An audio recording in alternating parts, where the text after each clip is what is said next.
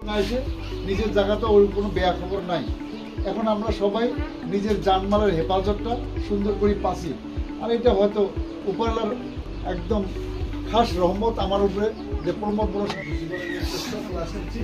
মাত্র ফকিরা গ্রামের আমি কি বলা অলপ দেরি হয়েছে বাড়ি বাড়ি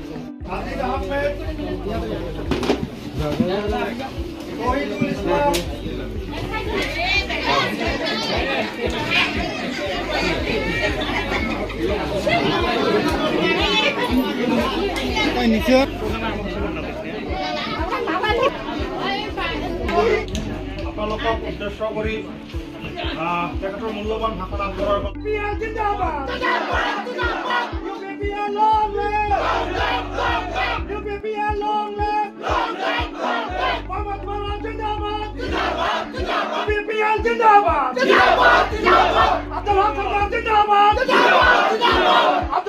মই বৰ্তমান কোকৰাঝাৰ জিলা ইউপিপিএল দলৰ সভাপতি হয়।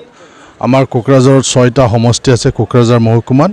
গতিকে সকলো যি সমষ্টি আছে সেই সমষ্টিবিলাকত আমাৰ দলৰ কাৰ্যসূচী চলি আছে। ফকিৰা গ্ৰামতো আজি প্ৰায় 70জন বিভিন্ন ৰাজনৈতিক দলৰ লগত জড়িত থকা ব্যক্তিসকলে আজি আমাৰ দলত আনুষ্ঠানিকভাৱে তেওঁলোকে যোগদান কৰিছে। ইউপিপিএল দলক তেওঁলোকে ভাল পাইছে। প্ৰমোদ বড়োক বিশেষকৈ প্ৰমোদ বড়োৰ যিটো নীতি আদৰ্শ, প্ৰমোদ বড়োৰ যিটো চৰকাৰ চলোৱা সেইটো দেখি পেলাই তেওঁলোকে আকৃষ্ট হৈছে। কাৰণ প্ৰমোদ বড়োৱে বিটিআৰত থকা 26টা জাতি জনগোষ্ঠীক লৈ পেলাই একেলগে চলিবলৈ তেওঁ বিভিন্ন ধৰণৰ কাৰ্যসূচী লৈছে। সেইকাৰণে 26টা জনগোষ্ঠীৰ 26টা সংগ্ৰহালয় তেখেতে বনাব। অহা এক সপ্তাহৰ ভিতৰত আধাৰশিলা স্থাপন হ'ব আৰু লগে লগে কাম হ'ব। 18টা ভাষা আছে ইয়াত আমাৰ, 18টা ভাষা চলে। সেই ভাষাৰ কাৰণে এটা ডিকশ্যনাৰী নিচিনাকৈ 18টা ভাষাৰ এটা কিতাপ অলৰেডি উন্মোচন কৰা হ'ল। অসমৰ মাননীয় মুখ্যমন্ত্ৰী ডক্টৰ হিমন্ত বিশ্ব শৰ্মাই গুৱাহাটীৰ কলাক্ষেত্ৰত উন্মোচন কৰি দিলে। 26টা আমাৰ ফ্লেগশ্বিপ স্কিম চলি আছে। BTCত অহা পইচাৰে নহয়, নিজৰ BTCৰ পইচাৰে আজি বিভিন্ন ধৰণৰ ইয়াত ছাত্ৰসকলৰ কাৰণে, মহিলাসকলৰ কাৰণে, খেতিয়কসকলৰ কাৰণে বিভিন্ন ধৰণৰ ইয়াত ফ্লেগশ্বিপ স্কিম লৈ পেলাই কাম কৰি আছে। তো সকলো দেখিছে ইয়াত মানুহবিলাকৰ ভয় শংকা এটা হৈছিলে, কিন্তু প্ৰমোদ বড়ো চৰকাৰ অহাৰ পিছতে সকলো জাতি জনগোষ্ঠীক মাটিৰ পাট্টা দিয়া হৈছে। আজি অনুভৱ কৰিছে আমি সুৰক্ষিত, আমাৰ মাটি আছে, ইয়াত আমি থাকিবলৈ পাম। সেই ধৰণৰ এটা পৰিৱেশ আহিছে, যাৰ কাৰণে শিল দল ভাঙি পেলাই সকলো মানুহবিলাকে আহিছে। আগৰ যিটো নিৰ্বাচন আছিল সেই নিৰ্বাচনত সকলো মানুহবিলাকে ভয় কৰিছিল কি হ'ব।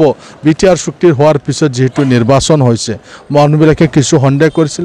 যেতিয়া প্ৰমোদ বড়ো BTCৰ চিফ হ'ল আৰু শাসন চলালে, তাৰপিছত দেখিলে যে নহয়, প্ৰমোদ বড়োৱে ভাল মানুহ, তেওঁ ভাল পৰিকল্পনা লৈ বিটিআৰক উন্নতি কৰিবৰ কাৰণে কাম কৰি আছে।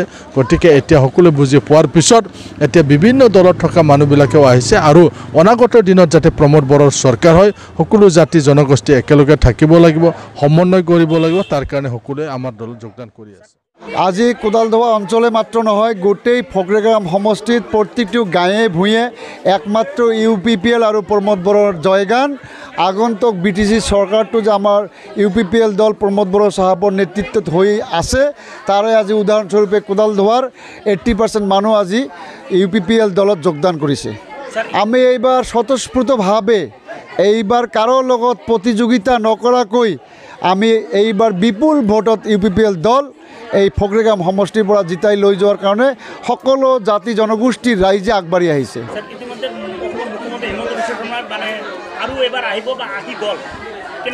প্ৰত্যেকজন নেতা, প্ৰত্যেকটো দলৰ বিশেষ নেতাসকলে তেওঁলোকৰ নিজৰ ৰাজনৈতিক দল, তেওঁলোকৰ নিজৰ জনপ্ৰতিনিধিক জিকাবলৈ তেওঁলোকে আহিব আৰু সবে নিজৰ নিজৰ লাইনত কাম কৰিব। সেইটো সেই দলৰ বা সেই নেতাসকলৰ ব্যক্তিগত এইটো লাইন।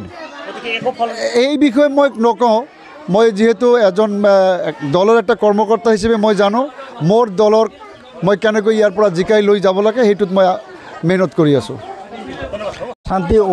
শান্তি সম্প্ৰীতি ঐক্য ৰখাৰ কাৰণে ইউপিপিএলত জইন কৰিলোঁ আৰু আমি যিবিলাক জইন কৰিলোঁ আমি একেলগে দেহে দেহে কাম কৰি যাম।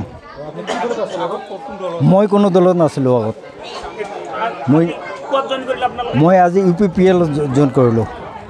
হয়, আমাক বহুত দলৰ পৰা আমাক অফাৰ কৰিছিলে, মাতিছিলে আমি তথাপি যোৱা নাই। সিহঁতে মানে হাগ্ৰামা যি আগন্তুক দিনত 17 বছৰ ৰাজত্ব কৰাৰ কাৰণে কি কাম কৰিছে, একো কাম কৰি পোৱা নাই। এইটো কাৰণে আজিকে নতুনকৈ UPPL দল আমি জইনিং কৰিলোঁ, যেন আগন্তুক দিনত ভাল কাম হ'ব আৰু বহুত ভাল লাগি আছে UPPL দল জইন কৰি।